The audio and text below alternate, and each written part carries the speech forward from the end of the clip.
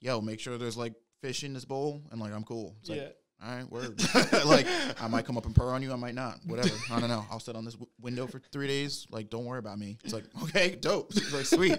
Next. Hey, wait, that's a triple play. New episodes, I couldn't wait. Yeah, open your mind at the first gate. Press play, no need to debate. Hey, wait, check me out. Look, clocked in, you can catch the hype. Golden Dawn, how we follow the light. Anime like life, married to it, my wife. What is going on, ladies and gentlemen, boys and girls, people of all ages? Welcome back to the AOA show. I'm your host, as always, Ian, along with the boy Isaiah. Oh, hi. And Gavin's with us here in spirit today. We are going over Tower of God questions covering Season 3, episodes 20. Hang on, I got this. 29 to 37. Ha-ha! Got it. All right, 29 to 37, Season 3. That's what we're covering today. If you didn't catch our live stream yet, definitely go check that out. Link is in the description down below under the AOA Reacts channel, where you can catch all of our live read-throughs for Tower of God and all of our live reactions, hence the name. So you definitely want to go check that out and then head on back. Also, stay tuned for our blog post discussion coming out later this week as well, going over these same chapters. But we had our Discord ask us questions. We tallied the most upvoted. We have a top 7 here, and Isaiah and I are going to answer them today. So hopefully you guys enjoy. Without further ado, though, let's hop into the first question. So question number 1 comes from Vladimir. What is your take on the Super Saiyan Yama? What do you think the final complete transformation would be? Number 1, that's a mouthful. Number 2, before I answer this, though, I did just want to say that there were a lot of upvoted questions this week for some folks, so we did have to narrow it down to the top 7, so don't be discouraged if yours is not there. We'll definitely get a lot of you in the videos to come, but I just want to shout that out because y'all had some really good questions. So, but answering this question here in the here and now from Vladimir, I liked it. I thought it was dope. I said during the live stream that it was kind of reminiscent of the Super Saiyan 4 iteration from Dragon Ball GT, thank you. From Dragon Ball GT, which is my personal favorite transformation, just because it symbolizes... It like genuinely shows you the mix between what the Saiyans are capable of transforming into, i.e. the giant monkey, but that it's contained within the human body. And I like the idea of once you reach a certain point, it's impossible to avoid hitting that stage. So like in the Super Saiyan terms, the monkey, but it's just compressed, right? And you kind of have the same power. And I thought that was a similar vibe we got with Yama's transformation here. So I really liked that a lot. And it's canon, which is great in Tower of God, which it's not in Dragon Ball. So I could rejoice with that too. Tail was a little long, little extra, my personal opinion, but we're going over the look here. So, but beyond that, absolutely shredded. Like this guy probably has the best looking male body in the show, or in this webtoon that we've seen yet. I'm actually hard pressed to find anyone that competes with that yet. And we've seen some pretty ripped people in this story. So like, props to Yama on that one. He's currently got the title there, but I liked the design. I thought it was cool. And what do I think the final complete transformation would be? Shit, man. I don't know. I thought that was it because he was like, this is my final transformation. Then does it? And he's like, just kidding. It's not. And I'm like, well, is it or isn't it? Right. And even SIU says in his blog post the same thing. He's like, all right, we drew today Yama's final transformation. Then like a thing later, I'd like to stress this is not his final transformation. I'm like, you're sending me mixed signals here. Like, I don't know what to think.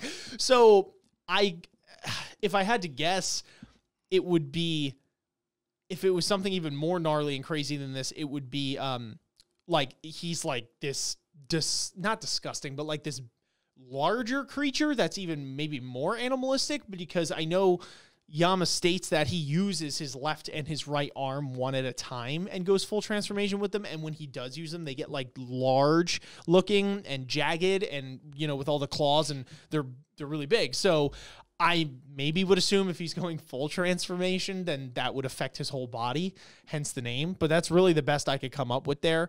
I think it would be cool for sure. Obviously, it would be tough for him to maintain that state, because it's tough enough for him to maintain the state that he's in now. So it'd be cool to see this like last ditch effort thing where he just goes balls to the wall with that. But what were your thoughts on Yama's final transformation? I thought it was cool too. I definitely also got Super Saiyan 4 vibes from it. I also did think that it was funny that he's like, it's the final transformation, but not final. It's like, well, final in here over here means like that's it. There's nothing after. So maybe just don't use the word final or complete if it's not the final or complete version. It just seems like, but that's kind of how Tower God be doing you sometimes. But it definitely was dope. It was really badass, and it definitely does do well to personify, this like this literally larger than life king of the canine people aesthetic. It was interesting, like you're saying, though, that when I guess like what he considers like the full transformation, like this thing, whatever that is, has to be this like massive, like straight animal. Like I would imagine that there's probably not going to be a lot of like human visuals left in Yama, that it's going to be this like just this fucking like giant massive like hound with like blades for hand. Like it's just going to be some gnarly looking fucking thing, and it's going to be, it's not going to resemble Yama. I mean, like it'll resemble Yama in that, like, I'm sure like the hair color will be the same and whatever, but like all the animal traits in Yama that's all that's going to be left visually. You know what I mean? Like, it's just going to be that and,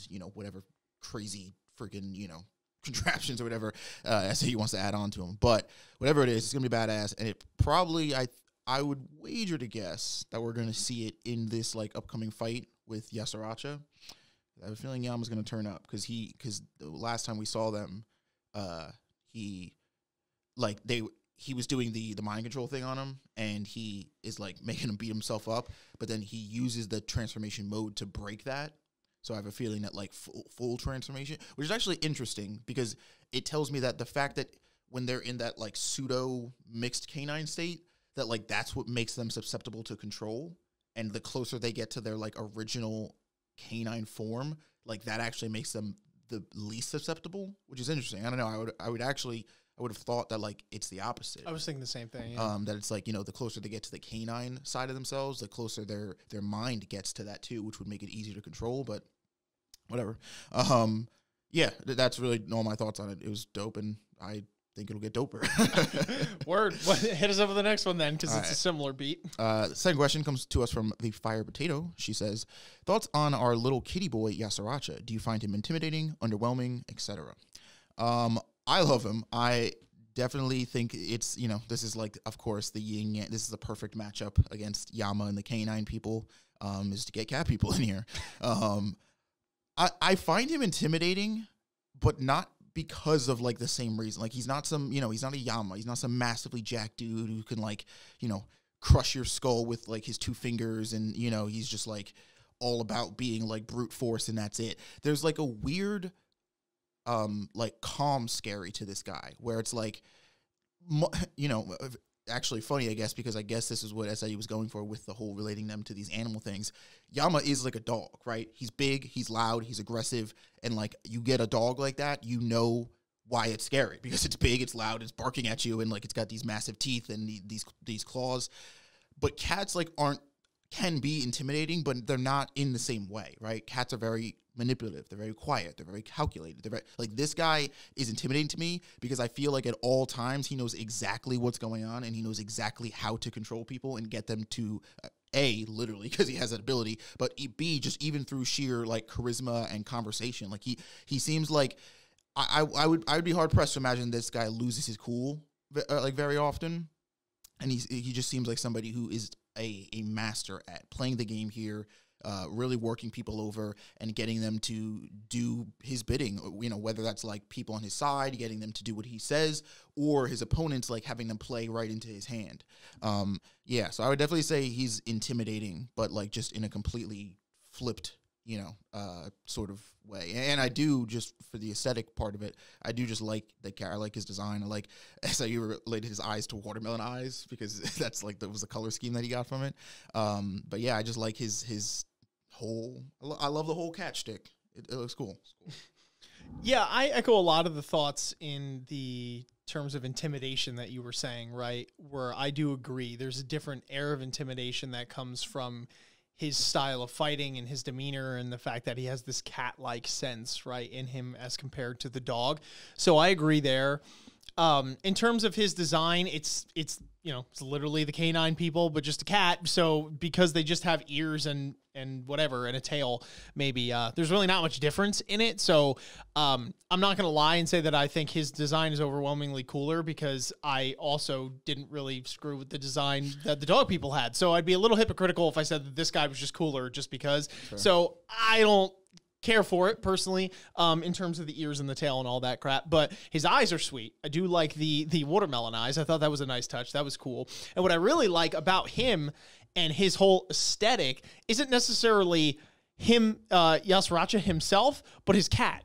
I freaking love that cat. It's really what it is. Like this giant puffy cat that just like walks on thin air and just like, and like has these reactions to when things are going on. It's like his battle horse. Yeah, like he rides it in the battle. He rides this cat into battle. Like, and I feel like if you're incorporating that as part of Yasratcha's aesthetic, then yeah, I do like it more for the large cat. I think that's hilarious and cute and terrifying all at the same time. Would you say that would you like Yama's aesthetic more if you had a giant dog? I might. I don't know. I'd have to see it.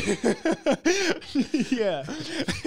This actually ties into another question too that didn't make the list here, but I figure since it's just us two, quickly we could say it was by Nathan, and it was cat or dog people. And they were like, that is all, right? And I was even afraid to put it because I'm like, here we go. We're going to split half of our fan base over something so ridiculous, because I'm like, how about both?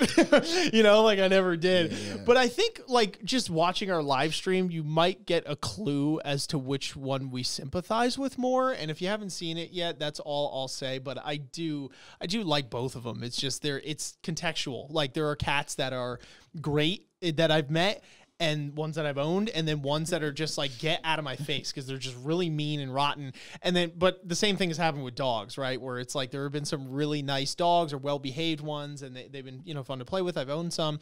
And then there are ones, you know, where they're either really annoying or mean or whatever, the same exact thing. So I think it applies to both, and depending on the circumstance. Like if I'm trying to sit and read a book, you know, like I want the cat. But if I'm trying to like run around the neighborhood or like take a walk, like then I want the dog. Yeah, it's weird because like there's, you know, and we've talked about this like just with anime, where it's like the second you're like, I like this one thing, they're like, why do you hate everything else? And it's like, I didn't say that. I just said I really, like, I think I would say I prefer cats, but by no means does that mean I hate dogs. It's a personality thing with me. You know, I can barely take care of myself. So I love the idea of an animal that is very low maintenance, and I don't really have to, like, watch or keep an eye on, or it's not as clingy as most dogs can be. It's just kind of like, yo, make sure there's, like, fish in this bowl, and, like, I'm cool. It's like, all right, word. Like, I might come up and purr on you. I might not. Whatever. I don't know. I'll sit on this window for 3 days. Like, don't worry about me. It's like, okay, dope. It's like, sweet. Next to this dog, it's like, what are we doing? What's going on? You know, it's like, I'm not like that. But, like, dogs are, you know, some dogs anyway, can be cute and are cool. And that companionship is, you know, is nice to have more so for some people than me. But, like, I don't know, cats are just low-key, and I'm low-key. Yeah, they don't care, bro. They really don't. It's like they could give a crap less if you drop dead or not. It's like, but there's like something nice about that in a weird, messed up way. Because it's like, I guess maybe it makes it when they do show affection, it's like that much sweeter. Maybe I don't know. And then like, I don't know. They're just funny. It's just like, it just makes me laugh because it's like, I think it's a temperament thing with people. It's really like based on you as like how you live your life and how you are temperament wise. And that's what it is. Like a dog can be super fulfilling and maybe even more so than a cat, maybe not, depending on who you are. But you have to take that much more care of the dog for the most part, right? Like you have to. And we are speaking generally because there can be clingy cats and there can be, you know, low key dogs, but like generally speaking. Generally speaking, yes. You know, you put more care into the dog generally than the cat, and that could be more rewarding for some people. But I feel like there are a lot of people out there that want a dog for maybe not that they're the wrong reasons per se, but without understanding all the things that are implied with owning a living animal. Whereas a cat is a little bit of a safer option due to the fact that they virtually do 90% of the things that you would need to do for a dog themselves. You just kind of you know, empty their litter box once in a while and feed them, and they're just they're going to chill. So anyway, enough with that tangent. Yasratcha's cool, and his big cat's cool. So anyway, moving on to the next question we have by Kenshi. Kenshi asks, what are your thoughts on Bomb being able to use transformation to manifest the red Thrisha? Any possible forms or training to gain new levels? I thought it was sweet, personally. I thought it was really cool because of how out of nowhere it came, at least for me, because Bomb always does this thing where he does something, you're like, how the hell, what, why? Like, where is this coming from? And then you remember that he's a literal sponge, and you're like, aha, you have that aha moment, and then in hindsight, it's like, well, no, duh, something like that would come together.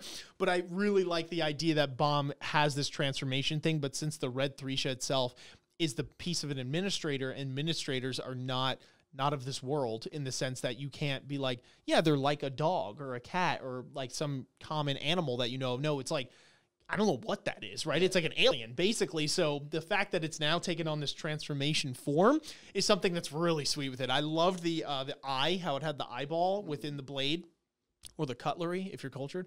Watch our stream, you'll get it. But yeah, I thought it was really cool, and I'd like to see if this can manifest itself even further, because it seems to do that within the course of that fight alone. It becomes small at first, and then it very large. So I'd like, maybe there's some like crazy Susano style thing where it just like comes, because it didn't seem to transform Bomb himself. Right, like Bomb's physicality didn't change. Like Bomb's arm didn't turn into that. It kind of was on top of it. Whereas Yama and gang, their literal body transforms. So I almost see it more as like a shell that comes around. So I guess the red Thrisha can, be controlled, which is all the upside and none of the down, really. When it comes to that, which is great, because it's like I don't have to look hideous in order to be badass, right? So that'll be cool to see if it's like this outer shell or Bomb's able to utilize it in different ways.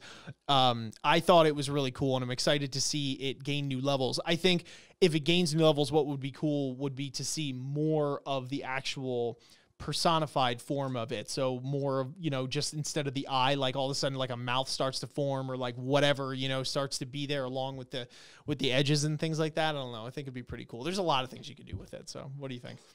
I also thought it was absolutely fantastic. And I did, like you were saying, it's stuff that maybe slips by you or you don't notice in the moment, or not you don't notice in the moment, but like, so SIU does do this very good thing of, we refer to it, what is it? I forget the name of the guy, but like the gun law. Dostoevsky. Yeah.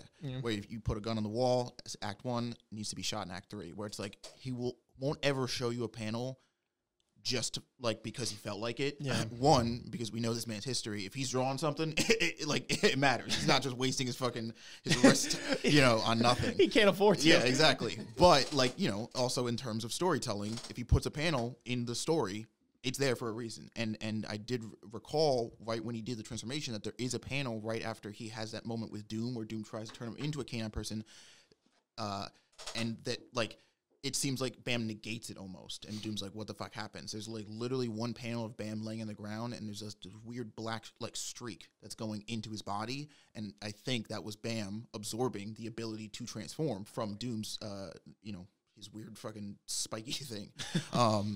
And so now, yeah, when we get this payoff of Bam being able to use the transformation, one, I think it's cool because now the red Thrisha can manifest in a much more literal and physical sense in his fights and stuff, which is always cool because the thing just looks cool.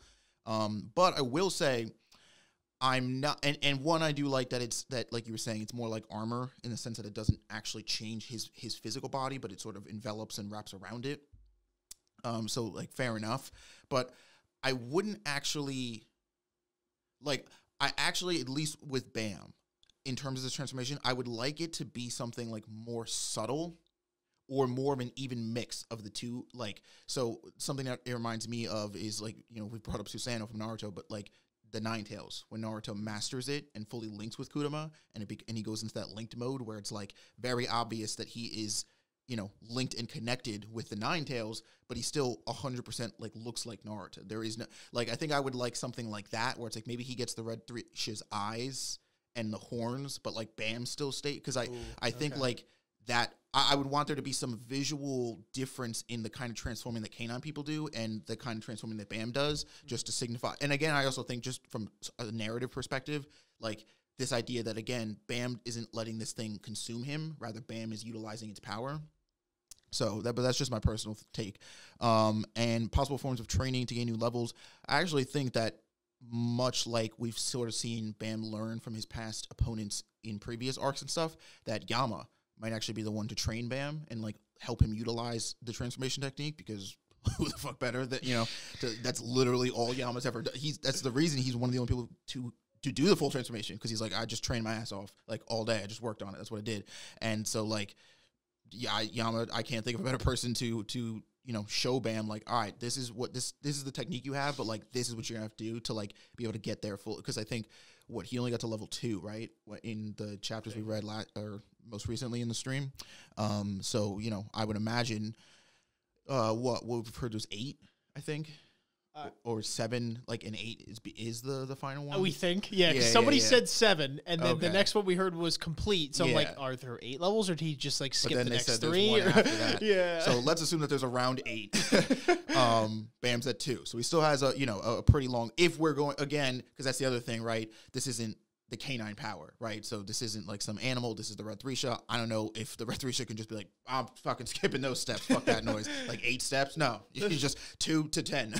But like, you know, so I don't know. But I think nonetheless, it'd be interesting to get Yama's insight, give Yama's insight to Bam on like how the transforming works, how to make it stronger, how to improve it, yada, yada. I do also think it's interesting though that Yama mentions that he doesn't, maybe like is the wrong word, but he doesn't prefer, or he doesn't spam or always use the full transformation because of how taxing it is on his body.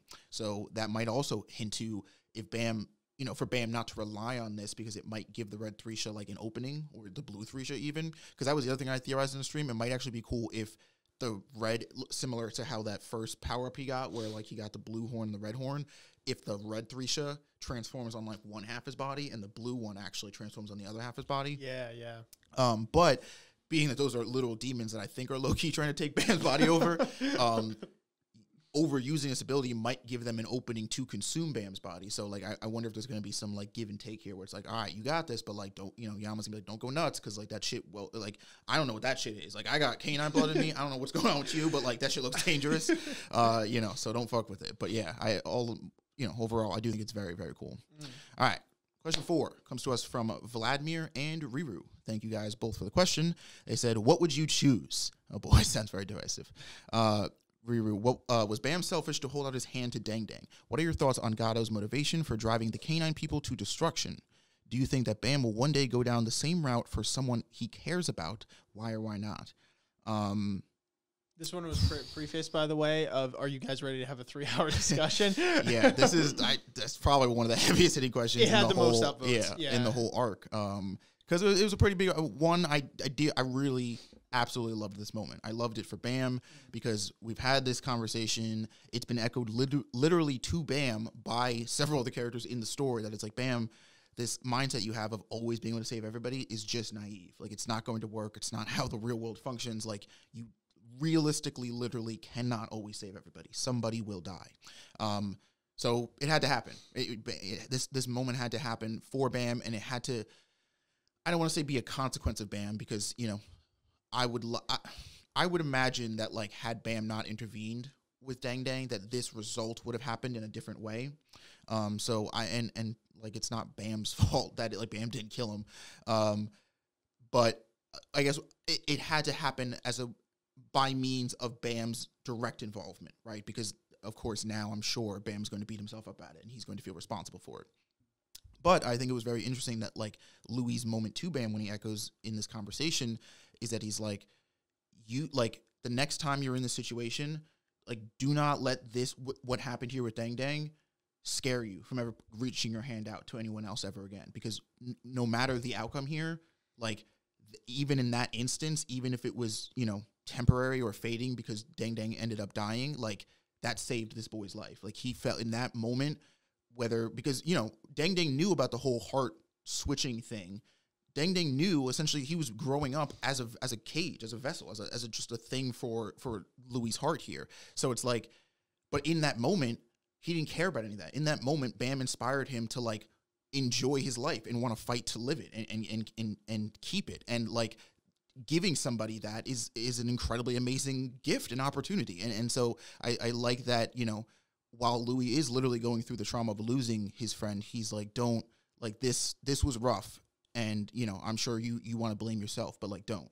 You did the right thing, and don't ever let this stop you from doing the right thing, because you should never turn your hand away from somebody or your help just because you're scared it might not work. That is no reason not to try, which is incredibly mature for someone like Louis to say.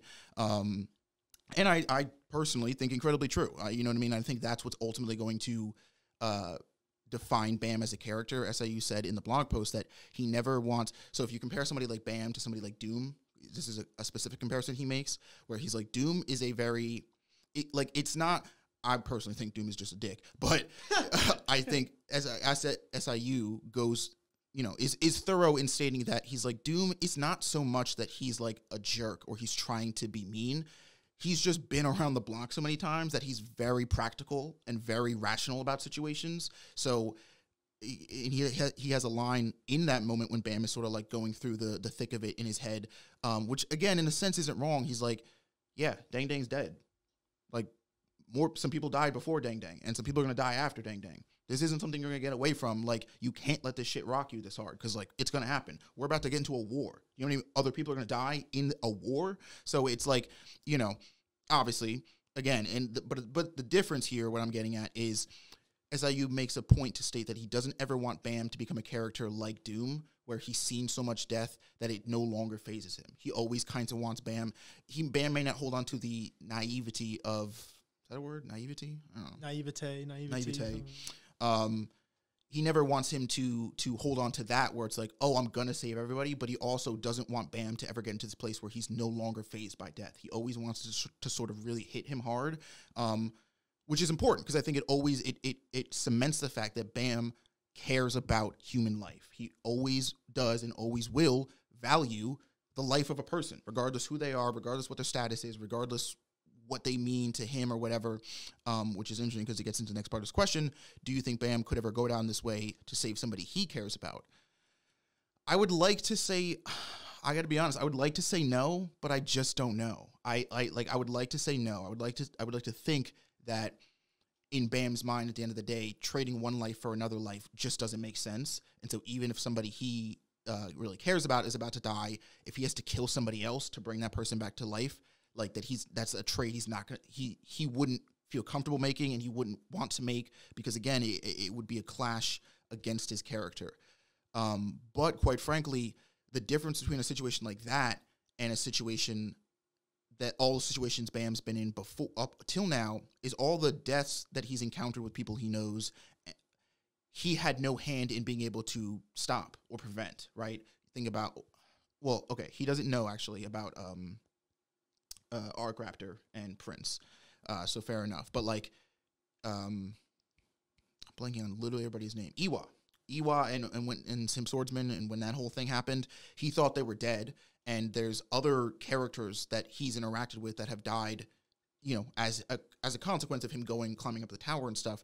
But those deaths, he wasn't able to do anything about. He couldn't stop or intervene. If Bam was put in a situation where like him literally taking somebody else's life could save another person, and especially if that person is somebody he cares about, like, let's put it this way, I definitely think he would consider it. I think he would think about it. But I would like to think, you know, and maybe it's just me being optimistic as an influence of Bam, I would like to think that at the end of the day, as tough as it is, you know, the principle of his morals would state that like trading one life for another, like that doesn't make any sense. Just, you know, your bias of that person being somebody you like can't outweigh another innocent's life, especially if that person is innocent being taken. So that's what I think.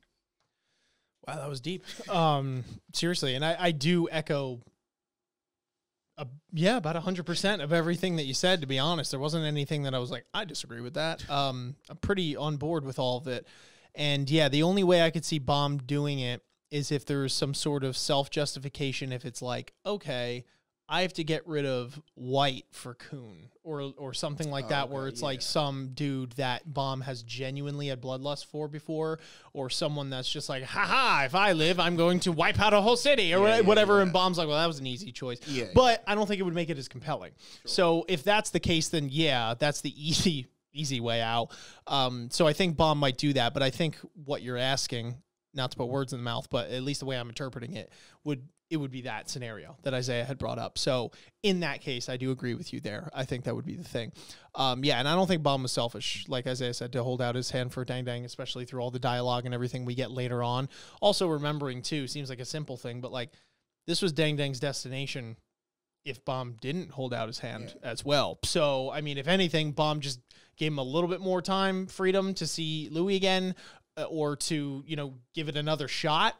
We don't hit them all. I feel like ultimately, it's good. It's good. But that it was Dang Dang. The two options were Dang Dang is definitely going to die, or Dang Dang gets to fight for a chance to live. Yeah. And that the latter option again is not a guarantee. It's a calculated risk. It's not him holding out that hand is not like you grab my hand and I promise you will be safe no matter what. But it's like you grab my hand and I'm going to give you a chance to fight for your life. Yeah. That's not a fight that we guarantee you will win, but like giving somebody that opportunity, that chance to fight is incredibly important and equally as important as, the difference between that and just laying over and dying is the difference between quitting and not giving up. You know what I mean? So No, I agree. Yeah. And Baum definitely beats himself up a bit. And it was good to see Baum be introspective and honest with himself, right? Where he says, did I even want to save him on that level? Was I prioritizing one thing over another, which is a really important lesson to learn for him. But yeah, it was an interesting moment all around, one that I think was good overall for the story, for sure. One that I thoroughly enjoyed. I love these deep moral moments where it's like, I have to be honest with myself because I messed up and now lives are on the line, and it's not so black and white. I like this kind of thing in storytelling for sure. So I like this part. Now I'm curious to see that though with like the main cast. Yeah. That's the real test because we've been through this a couple times, kind of getting off the question for a second, but we've been through this a couple times. But one of my, I don't know if hang-ups is the right word, but one of the things that has made it for me that I was, wow, that was a good moment, but I wasn't like really emotional, is due to the fact that there are a lot of times where these sorts of things, at least in deaths and things like that, happen to characters that are confined to a singular arc, right? Or like their story begins and ends in the 30 chapters that we meet them, right? So it's like you don't get that sort of you don't have the time, quite frankly, to get that same sort of connection with someone like Dang Dang or whatever. You're still absorbing the fact that canine people, you know what I mean, exists, and Yama's thing and Karaka with Bomb, and there's just so many characters at this point that it's, solely focusing on Dang Dang, and then there's a big twist, and it's like, oh my gosh, and it's super sad, obviously, like in a vacuum, but Dang Dang himself is someone that it's like, okay, like he's cool, but I didn't get a big chance. I know that was another thing for me on the Hidden Floor, but even more extreme on that one because people, they don't actually die. But just to give another example of when the guy, can't remember his name, but he's got a Battis, I think. His wife dies, the woman with the red hair, and there's just like a big emotional moment, but, that was kind of the same thing. It was kind of a similar vibe. I think that this one held more weight for sure, but I think the ultimate one is going to be when this inevitably or hopefully happens, but it's like an OG person, like a Shibasu or like a Rak or a Khun. I feel like Khun's already had 9 lives, like he's already been through the gamut. But someone, like someone that's like genuinely close, like one of the OG, and then Dorsey, like something like that. Like that would be for me.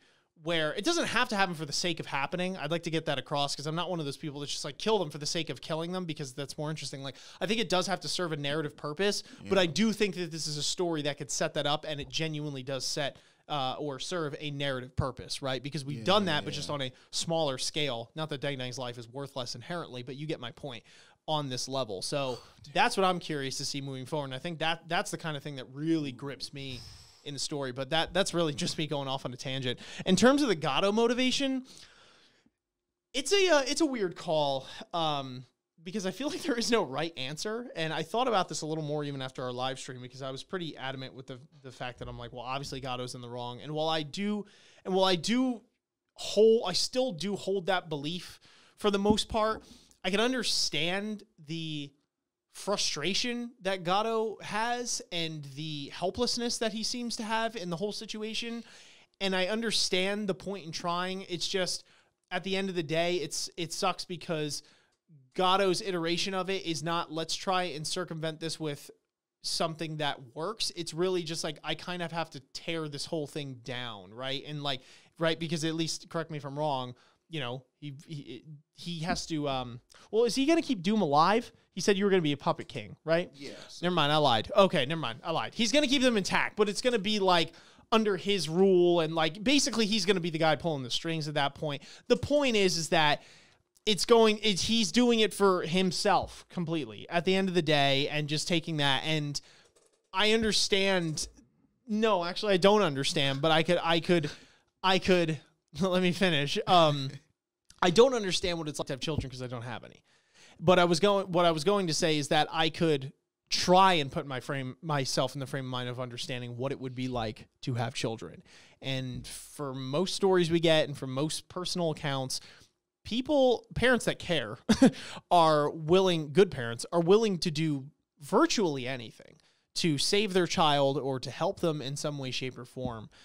And, you know, so I can relate to why Gado goes down the path that he does. So it's kind of this weird thing. And it's like, at the end of the day, I kind of have to, I guess this is where my cold-heartedness kind of comes in, maybe, if I want to use a strong term for it, but the rationale kind of overrides the emotion for me at that point. And maybe that's because this is a story and I'm not in this situation, right? If it was me, and then, you know, in a similar situation, emotion might get the better of me that time, right? And then I might feel it justified, et cetera. But looking from outside in the snow globe, you know, I look at things rationally and I'm like, it just didn't add up. What the whole nine on what you were trying to do. And this was, you know, because you made a mistake. And yeah, does it suck that you're going to get demonized for having a relationship with a human woman, or that your child is going to be ostracized because of that? Yeah, that's super shitty.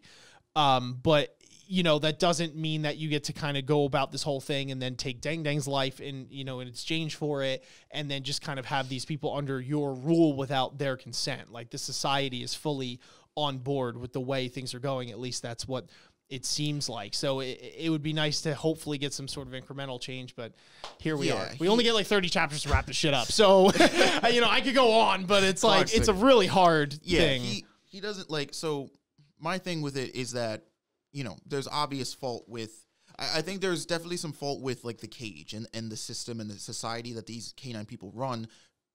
Strictly, if for nothing else, the fact that there is no option for Gado to just like take Dang Dang and leave the cage. I think that, because that's really it in my book, because I mentioned this in our live stream, but at the end of the day, dude, once like Gado made that mistake, if that, you know what I mean, of like having relations with the human woman. So like, well, we fucked up. We're here now. You got a kid. It's not his fault that he's born, but he's here. He's in this world now. That's your fault. You got to do something about this. Do you care enough about this kid to make sure he grows up in a healthy, or at the very least, a safe and somewhat like comforting environment? Or do you care more about your pride and, you know, like your status in the cage and like, you know, where you sit in this canine society? Because if it's the former, then like you have to leave the cage. You just can't be here, because it's going to be literal hell for Louis to grow up in a place that literally thinks of him as dirt. So like that's not fair to him at all. And like what you're like, oh well, I'm part of the cage, so now he has to be. It's like you're putting him in an unfair and quite frankly unhealthy environment to grow up in, like just because what you're here, this is where you're from, doesn't make any sense. But if you do truly care just more about the cage than you do Louis, then like you've got to give Louis up, you know, well, like, whether it's like, I don't know, like how adoption, or like if there's some version or form of that in the tower, but like if that's what you care about, like you can't have Louis here, because like someone like Louis and the society of the cage just don't fit. They don't intermingle whatsoever. Now, again, I think there's some fault in the cage for not presenting Gado with that option and being like, oh, you want to leave? Okay, cool. Because I think it's weird. This is what weirds me out about the society of the canine people, is that like, yeah, they're all about their strength, and like that's how they measure stuff, and you know who the top dog is and whatever, and that's all fine, assuming everybody is signs that waiver, right, and wants to do that and agrees to it and is a part of it. The second you try to like box people in and make them stay here, like even when they don't want to, or like pin them into a corner, it's like your society, much like a team, is only as strong as the weakest people, right? So if you have people who are here but don't want to be, like, why is that a thing? Like there should be an option. There should always be an option to just leave, to just get out if you don't want to be here, if they can't be here.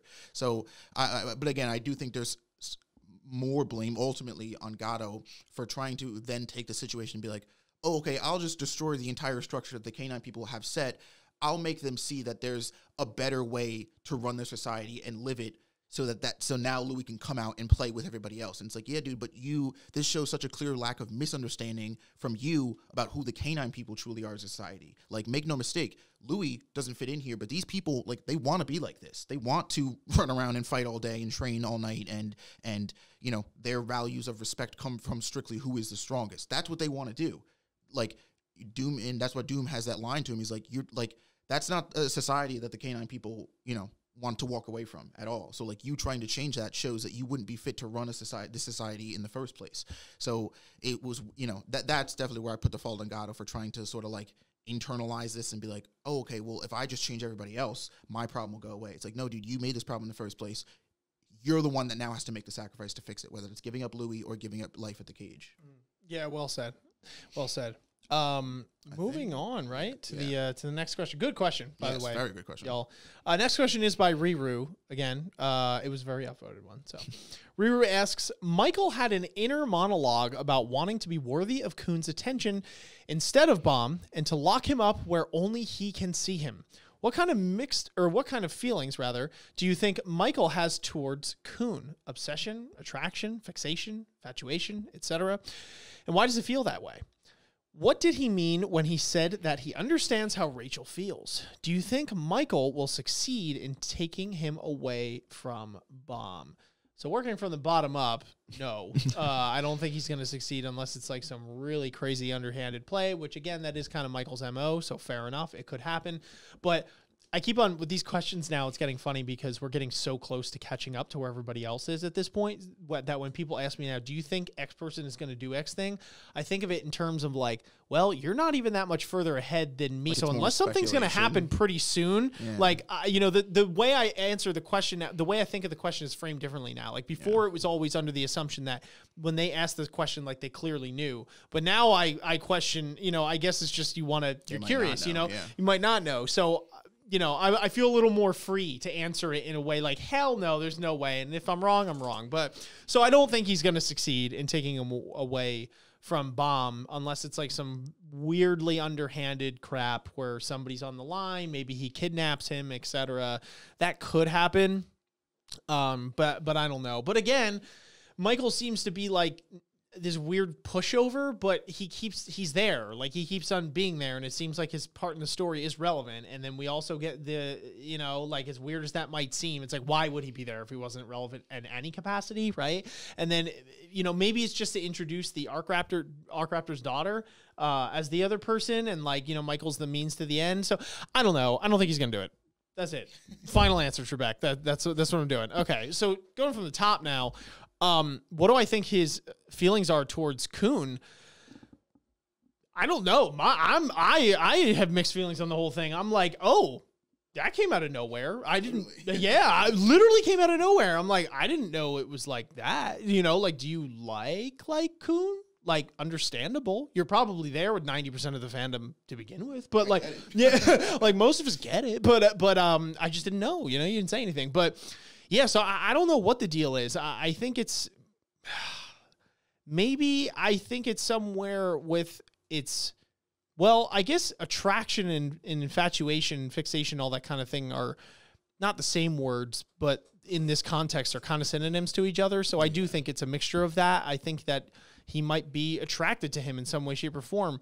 But it doesn't necessarily have to be like, I think he's, Michael thinks Khun is sexually attractive per se. It doesn't have to be that. It could be, you could be attracted to someone for different reasons, for whatever it be, like their leadership skills or, how they operate as a person, etc. Or just, want to be the center of attention. It doesn't matter who it was, if the leader's showing somebody more attention, etc. So I don't know. I'm kind of torn on what it is because that was such a random thing out of nowhere that I could it's hard to kind of piece it together.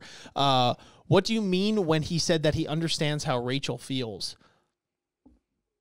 I don't know. No, just if I'm looking at it objectively, I guess what he means, although obviously, that's whatever. There's a whole other conversation.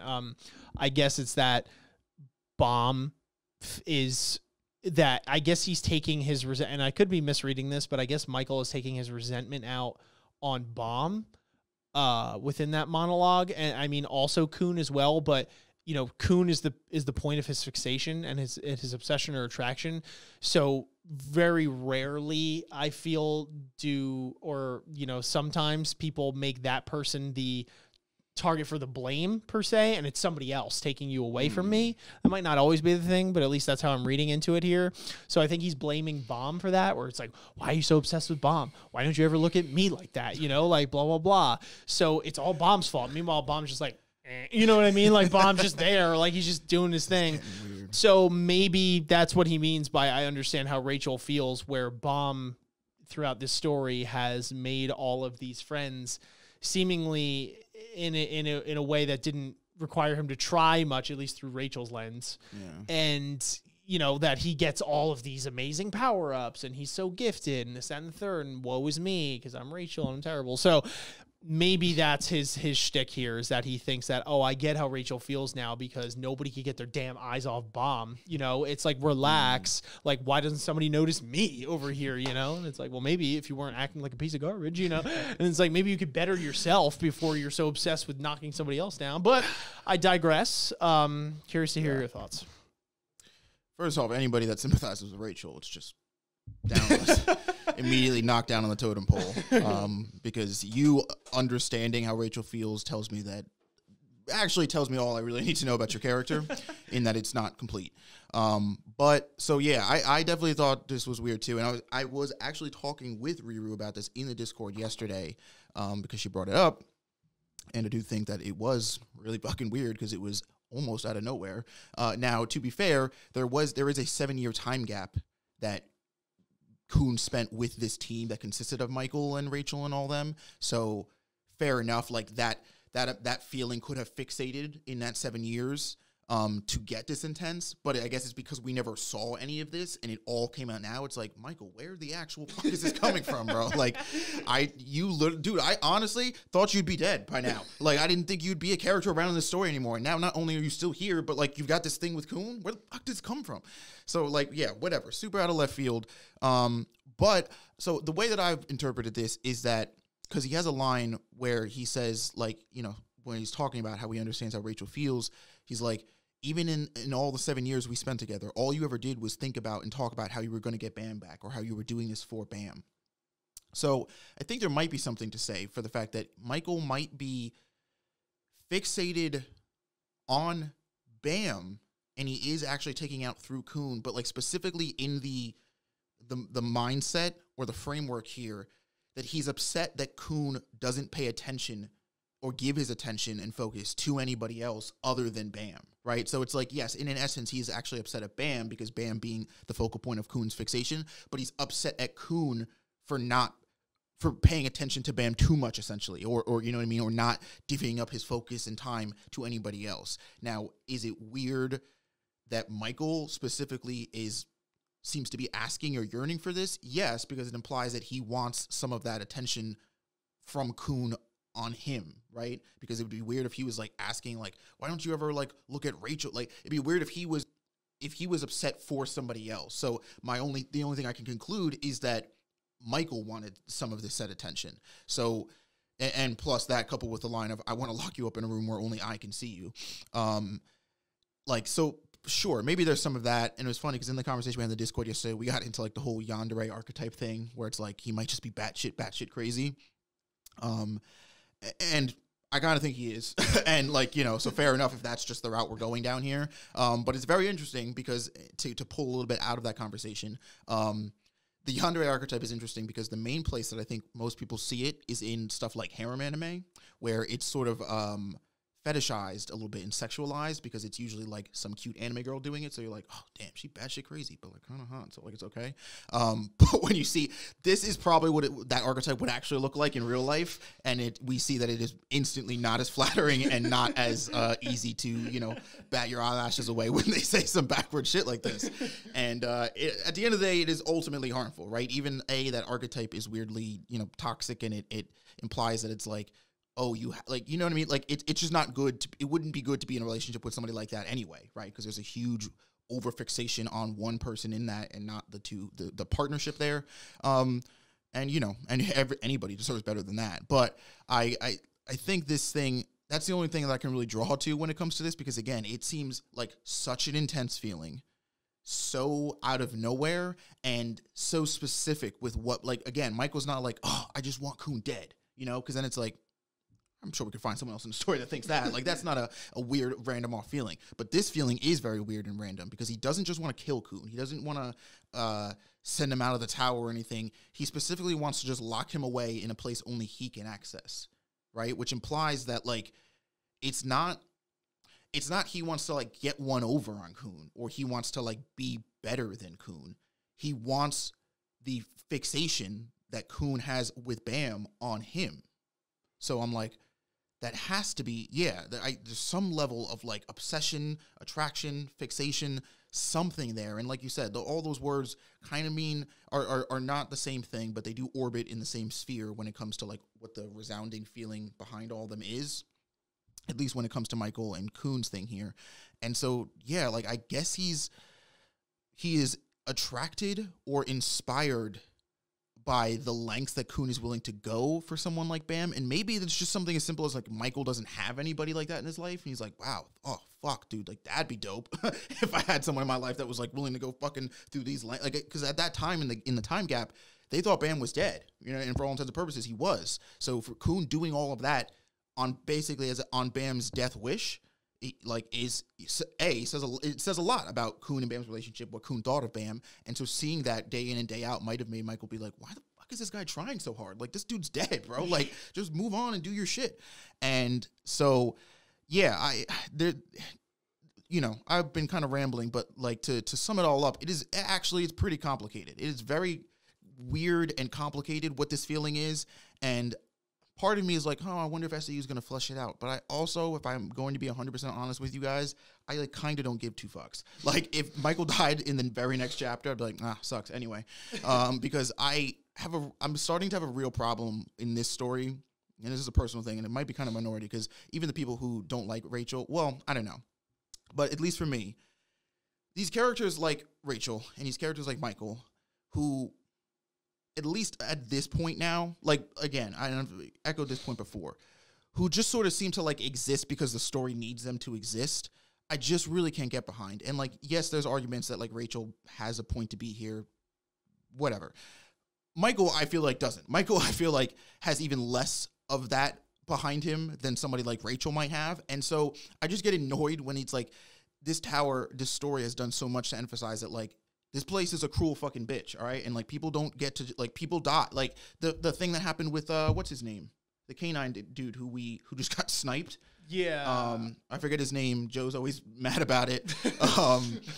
I forget his name. But that whole point was SIU trying to hammer down on the fact that, like, no. When regulars meet rankers, like, that's the kind of shit that normally happens. They get sniped without a second thought, and then the rankers just move on about their day because they're basically nothing to a ranker. So it's like, in this world, in the tower, if you don't mean something to somebody, like, fuck you alive. You know what I mean? If you come into this area where, like, canine people are shooting shit and elders are, like, should be dead. Like, why are you so it's like, and Michael doesn't have any specific skills or connections that would be keeping him alive. And all the other people around him in this FUG group, i.e., maybe perhaps Arc Raptor's daughter, I mean, although she hasn't really done anything to keep him alive, Apple, you know, whatever.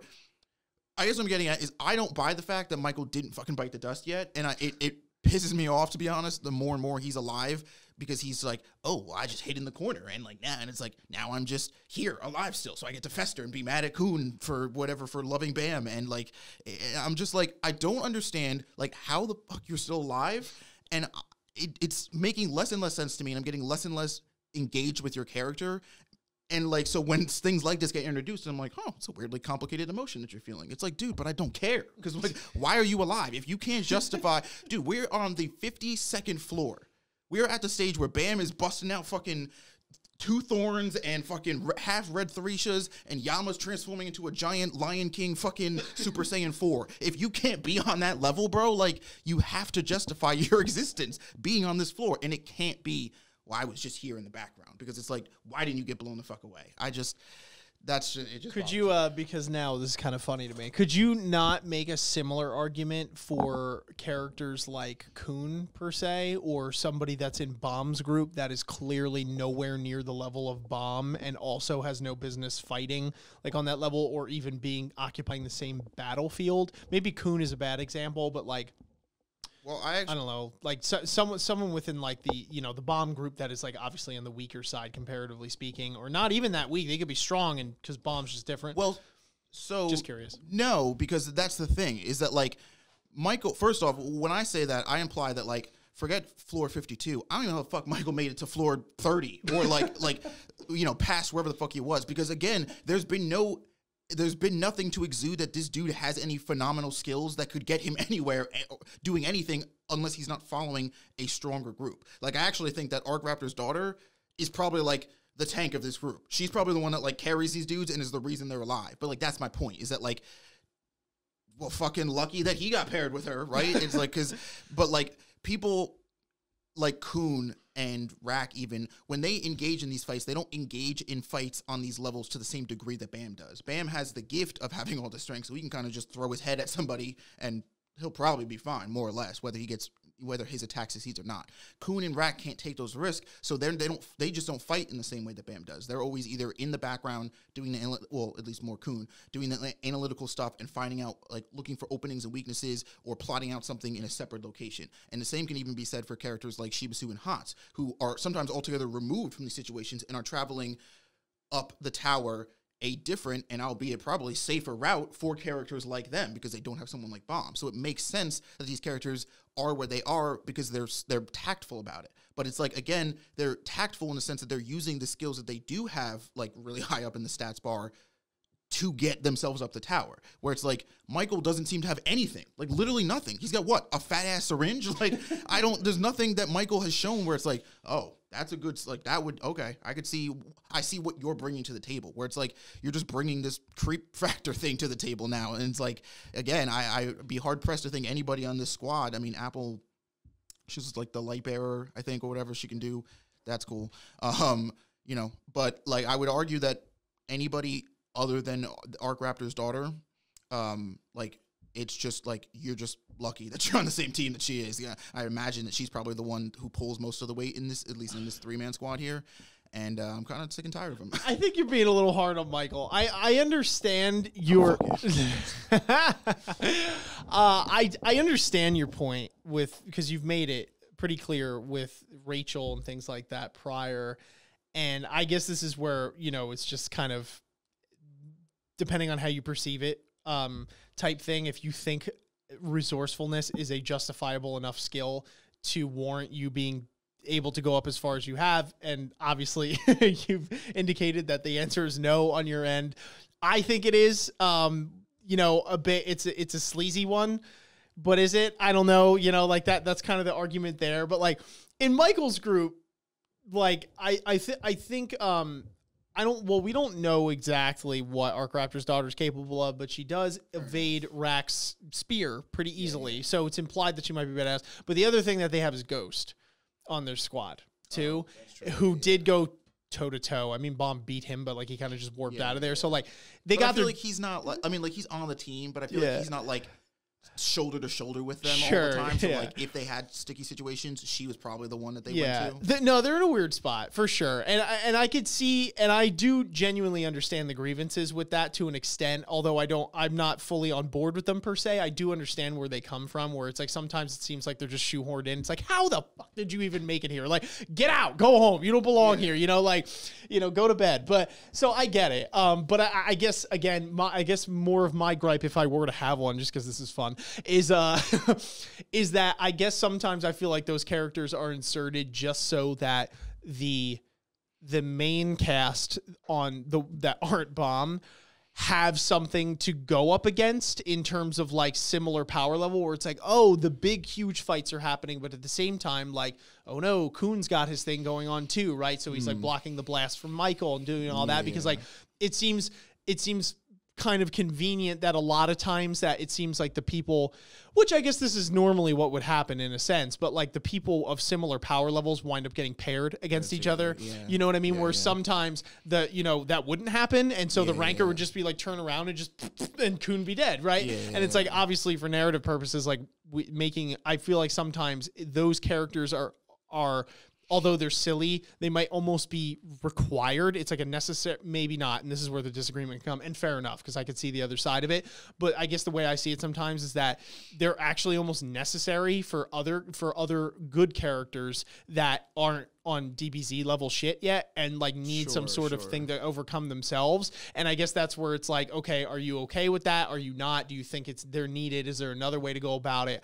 I don't know. I don't have the answer. So I get that from a narrative perspective. If you're like, well, Bam's fighting Yama and they're shooting kamehamehas at each other. Like we need something for Khun and Rak to do. Like fair enough. You could just make somebody from the Canine People arc like serve that purpose.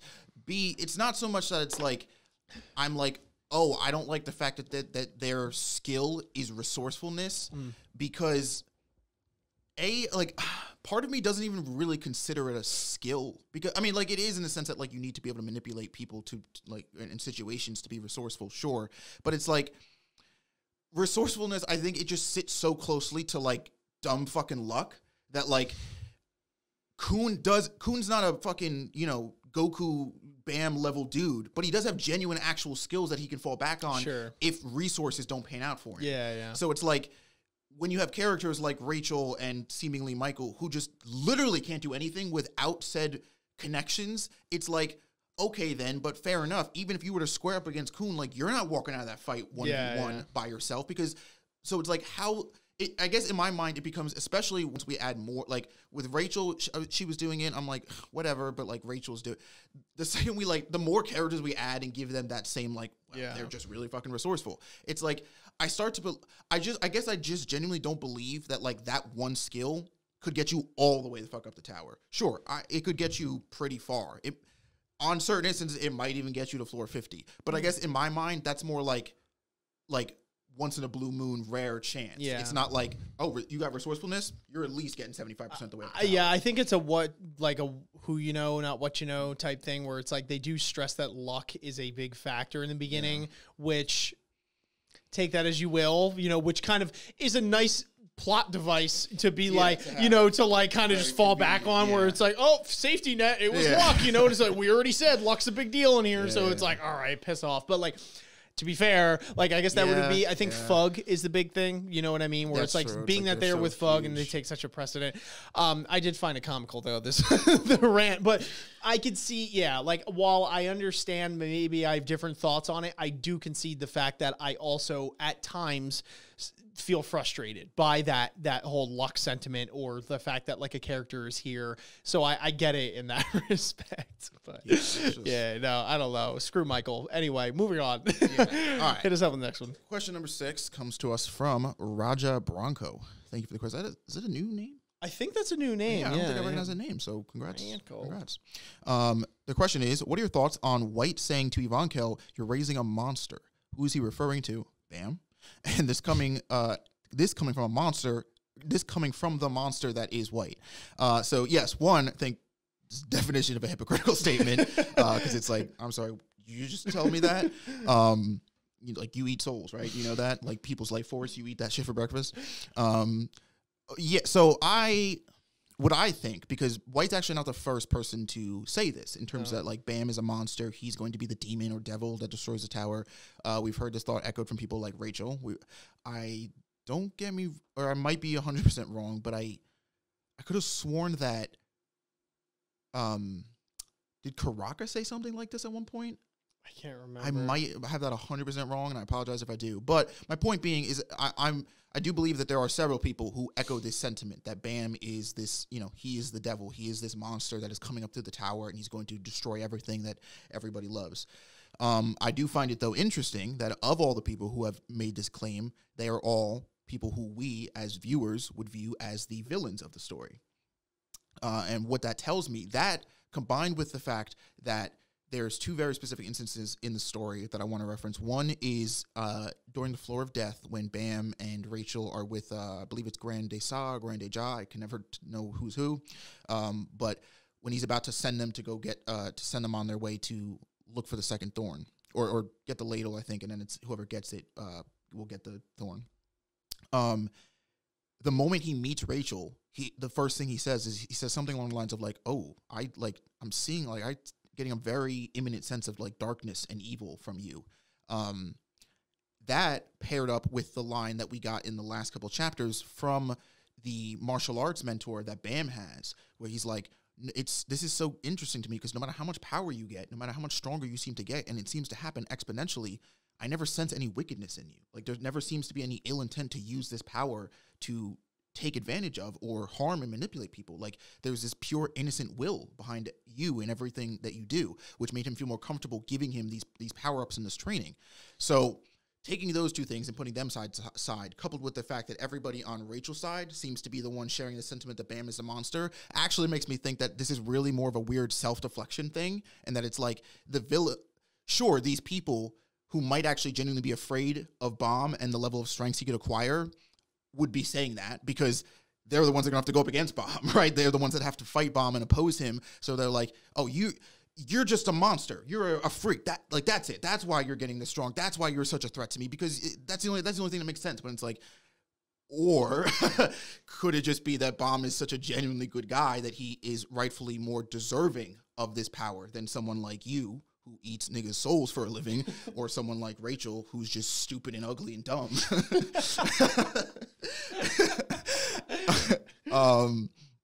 Yeah, that's more or less that's what I think. I do in all seriousness. I think it is the villain sort of trying in a weird way to justify themselves. They're like, oh, you don't understand what you're dealing with. One day, like you think he's cool now, but he's gonna turn on you. But I think ultimately, if what the martial arts teacher's insight gives us anything, it's like, I think you guys are just kind of jealous. Get on my level, bitch. Facts. Yeah, that's an interesting thought because I didn't think of it like that, but it makes sense now that you explain it. My initial thought process was that majority of the people that have said it, excluding Rachel, are strong in some way, shape, or form and understand like the dark arts, right? So kind of takes one to know one type thing where they could genuinely sense that it's like, dude, you kind of don't get it. Like, take it from me. Like, I'm evil. And I've made some like shady deals and my powers are weird and shit. And I call upon Satan himself to fight. So like, I know, like, trust me, like, I know that the shit that he's got in him, you know, whether it's fucking Wheaties, fried chicken, watermelon, and then darkness, you know what I mean? Like, I see the darkness in there. So I'm telling you, he's going to turn into a monster. Like, you don't get it. Like, whatever. I warned you, you know? So I don't know. That's the way I see it, is that they can. Yeah, no, I could see that they see that they could genuinely see, that he is very strong. They could sense that. Mm-hmm. So and you know, because they've been around the block and they've seen some crap, that it's like, I've seen this path before and the rate at which he's gaining power is nuts. Like, I made a deal with the devil, ate 1 billion people, and turned on 5 of my siblings, and I'm still not even going to be a fraction of where this kid is, and he's just, like, derping around, you know what I mean? And, like, getting slapped in the head, and now all of a sudden he could, like, aliens come out of his arm and shit, and it's like, yo, like, you know, like, the sacrifice to reward ratio. I'm trying to warn you guys. Yeah, I'm trying to warn you. Like, this is not... But I think one thing that they may be...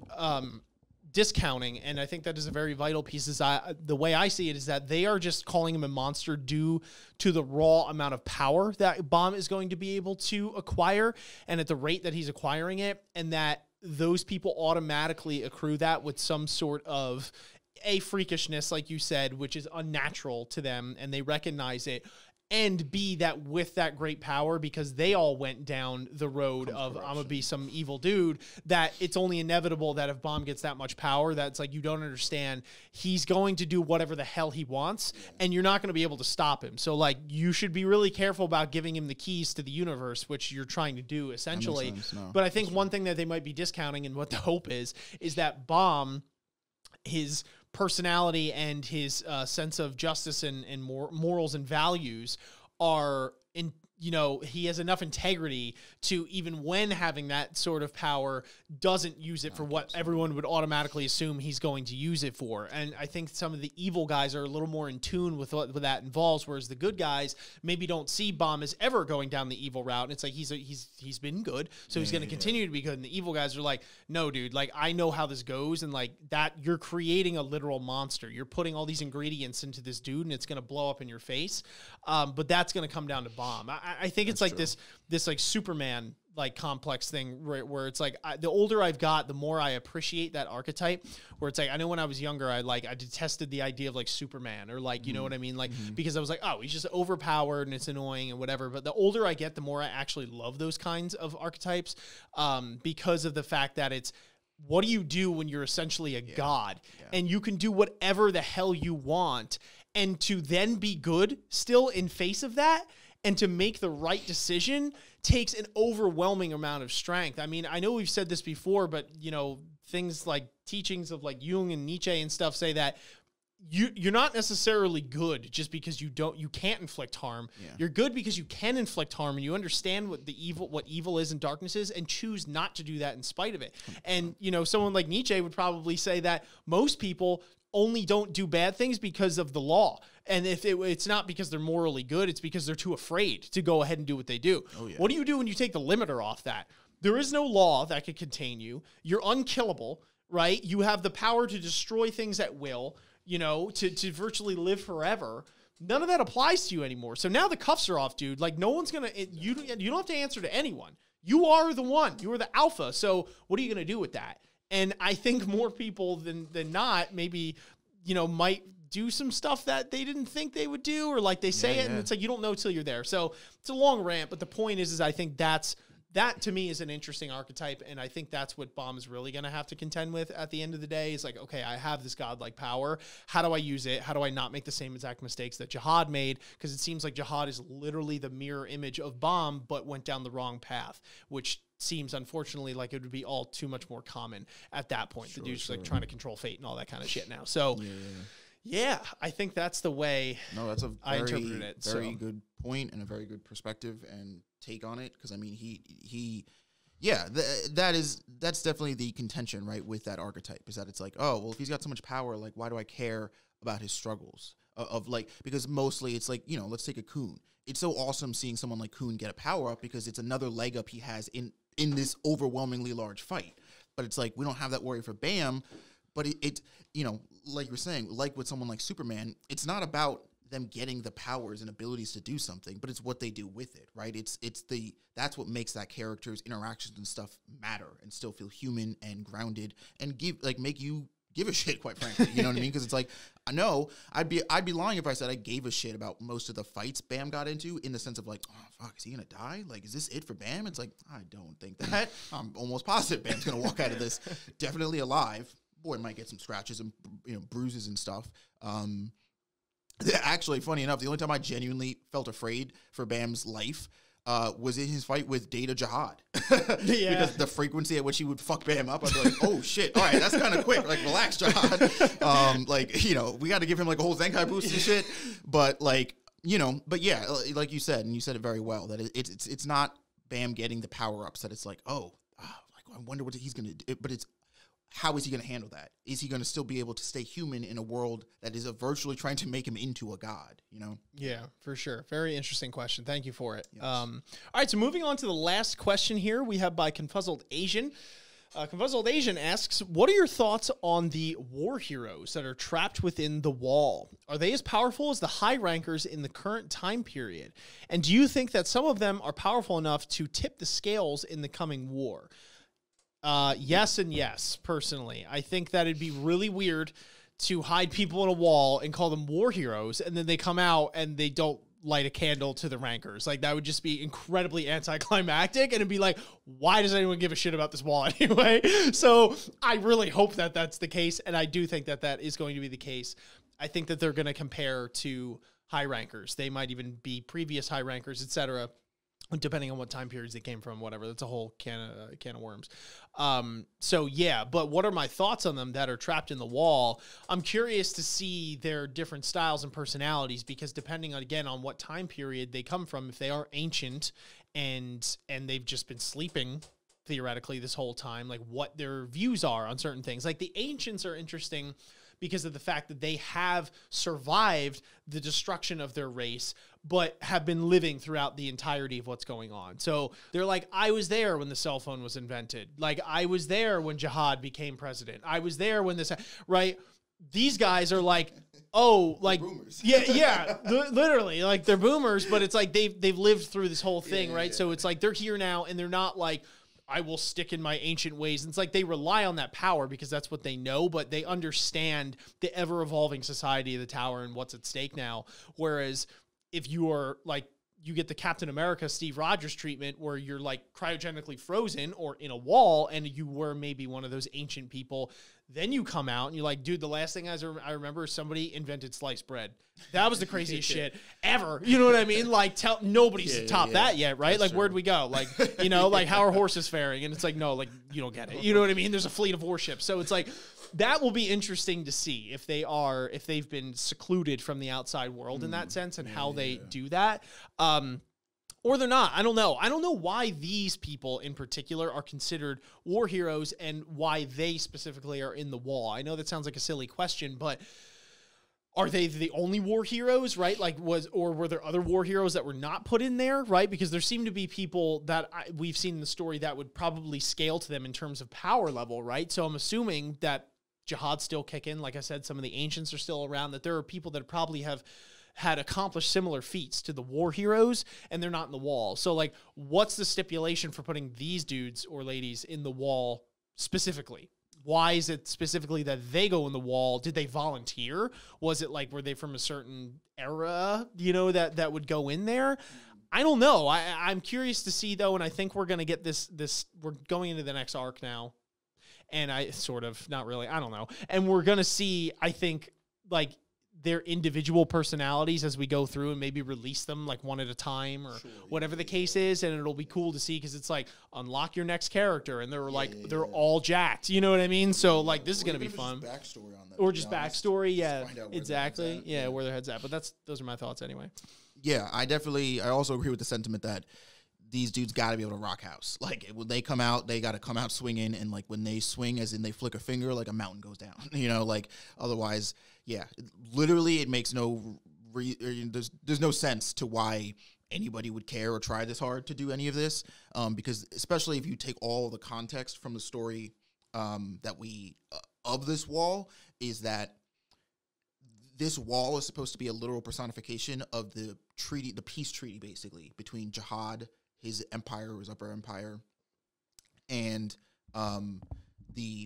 everybody else in the tower, right? And it was like, okay, so my understanding actually is that, and this is just speculation, obviously, but that the people who are in the wall either voluntarily went into the wall, or Jihad told them to go into the wall. Like, he ordered them to, because if they weren't, there'd be no way to justify peace. Like, this fight, the main fight, let's just call it, would still be going on. There'd be even if it is, at least from the 50 floors we've already climbed, we know that peace treaty is like kind of a BS term to explain what's happening now. But like, what we've seen would be considered peace compared to what would be going on if these dudes were just be able to cut loose and run around the tower. So I think Jihad was like, all right, fair enough. I'll lock these dudes up, and this wall will resemble, like, this is my gift to you all. This is the peace treaty I'm willing to make. I won't have these fucking monsters, or whoever they are, roaming the tower willy-nilly, if you all do what I say. And, you know, that sort of, at least, you know, generalizing, seems to be the agreement we've come to. Now, the question is, now that Jihad has made these orders, and he's basically willing to go to war again, he's like, all right, going to war. Like, first thing, we got to bust these dudes out of this wall, because, like, they're animals, and I need these animals. So it is definitely interesting. So that's the other context where it's like, oh, these dudes got to cut. Like, they got to be able to rock house, dude. When they come out, like, they must be something. They must make high rankers kind of look silly. You know, at least that's my speculation. So I definitely think that they're powerful enough to tip the scales. The question, like you said, though, and you know, framed it interestingly, where it's, these people might not be your, you know, these people will be more like your Steve Rogers, I would imagine, where it's like they've literally just been fucking cased in concrete or whatever the wall is made out of for this long. From whenever that war happened, which I believe they refer to as Genesis, all the way up till now. So it's like I can't imagine that like they progressively like educated themselves and had mind-blowing changes of personality and views in the tower. They're probably just like so like when they get out, they're like, all right, back to the war. It's like nothing changed for them. So I wonder though if Bam and company, specifically Bam, because he has that ability, will be able to influence all of them or any of them to maybe switch sides or at the very least not fight with Jihad, because it's like, hey, maybe like this stuff, maybe to be honest, again, because I would imagine that the difference between King Jihad, the King Jihad who locked up these dudes in this wall, and the King Jihad we have now, quite frankly, is just experience. Is the current King Jihad is so much more comfortable being a tyranny like dick, than the former was. That like he might have been like, guys, I'm locking you behind this wall only because of the potential and power that I know you guys have. I promise I will do everything to protect these people and this tower while you guys are asleep. And it's like, all right, we trust you. And they lock him up, and it's like, all right, kill all the, like the second the last piece of concrete or whatever goes in, he's like, kill them all of them. Like, I don't care. Hang my flags all up in this room. So it's like, I wonder if they come out and they're like, oh, Jihad, I hope he like, he did all the things that he said he was going to do. And Bam's like, no, like, I'm sorry, I have to be, but like he didn't. He's doing the opposite. Actually, we're about to go to war. I also think that this wall, which I believe is called the Wall of Peace and Tranquility or something like that, is the most ironically named thing in the world, because there's a war at this wall, and whoever breaks these people out of this wall will decide the fate of the actual war that's about to start. So it's like, if anything, this wall does not represent what it says. Like coexistence or something. Yeah, peace and coexistence. So yeah, and that's my thing also, is that just off the name of the wall, these dudes can't be anything less than like above high rankers, because the way that they make these people sound is that they are literally the thing that'll tip this war, meaning whoever side they're on, that's the side that like is most projected to win the war. Now, whether that's just stats, whether that's because they have some weird ancient thing, I don't know, but to give them that level of thing, to say that the only reason people can coexist in this tower is because these dudes are locked up in X amount of feet of concrete or whatever. These dudes have to be big and powerful, and they have to come, like, they have to just be top stacked. Now, again, I don't think that means a whole lot for people like Bam, because I'm sure he'll be fine. But I wonder if that moment we talked about earlier, where it's like with Dang Dang and Louis reflected on the main cast, might be coming to us sooner than we think as a result of one of these dudes. Because, like I said, Bam will be fine, but Bam is a special case, and not all our characters share Bam's OP-ness. So, yeah, that's my thing. Well said, friend. Anyway, that is going to do it for our questions and answers today. Hopefully you guys enjoyed it. If you did, make sure you are smashing like on this video, subscribing to the channel, and hitting that bell if you are new here and you enjoy what it is we do, so you don't miss any future content on the channel. And comment your thoughts down below. What did you think of the questions posed, our answers to them, our general discussions, etc.? We're curious to hear all that. We also have our comment of the day. The question we posed last week was, who was it that gave Khun the Yeon Flame, his new ability and power? So if Isaiah, you want to read off the comment for us. Yes. So it was from Aniketh, who's actually, I recognize the name from questions. Yeah. We've been asked before, so congrats. Loyal fan. Congrats. The comment is, okay, technically, the one who gave Khun the flame power was the little jelly bean who actually hit him, but it came from Wu Neon, which is about as right as you can be. Yes, that's exactly what happened. Then comrades, I think Yama's shown development left a lot of hints as to whether he would rather leave solo or stay with the cage. I won't tell you how it actually goes down, but Yama is definitely leaning towards one of the two options right now. Yeah, for sure. And we see that actually in this read through, where there's this this moment with him. Why am I drawing a blank here? When he has the moment when his boys show up and girls, you know, and he's like, I'm not alone type thing, which kind of reminded me weirdly of Asahi in Haikyuu when he like spikes the ball in episode 9. Dude. Watch Haikyuu. That was my plug. But no, anyway, point is that it seemed like he was going through that. And I don't know if there's going to be more to that, because we didn't see the full ramifications of the fact that Kitty Man can just control everyone. Yeah, in hindsight, the moment was cute, but it's like, oh, fuck. Yeah. So I don't know if there's going to be more to that, and then he makes an ultimate decision. One of my theories is that maybe Yama joins the main crew and goes off on his own and has the bald dude with spikes coming out of his chest to be the new leader guy. Calzone. Maybe. Yeah, Calzone. That was a Kanzon. So I don't know. But anyway, Aniketh, thank you very much for the comment and for watching until the end of the video. I did notice that you watch pretty damn frequently until the end of the video, so we do appreciate it. But we just got to let some other people get some love too. Because you are just, it's good, man. Seriously, we do appreciate that. But we have a question for this video. What is the name of the clone in white, the last clone? So like the one that he often refers to as like the one controlling him or making it so that he can't kill Bam. Okay, the female one? Yes. Right? Okay, the female clone. I think that's the only sister, or are there two sisters? No, there's the little girl. You're right. Okay. Yeah, so the last one. Okay. Yeah. Yes, good question. So answer that and then comment your thoughts down below. We might just shout them out on our next episode, so you definitely want to do that. Also, big shout out to our patrons, especially our acolytes of anime, Stoic, Nathan, and Minduit. We appreciate all of our patrons.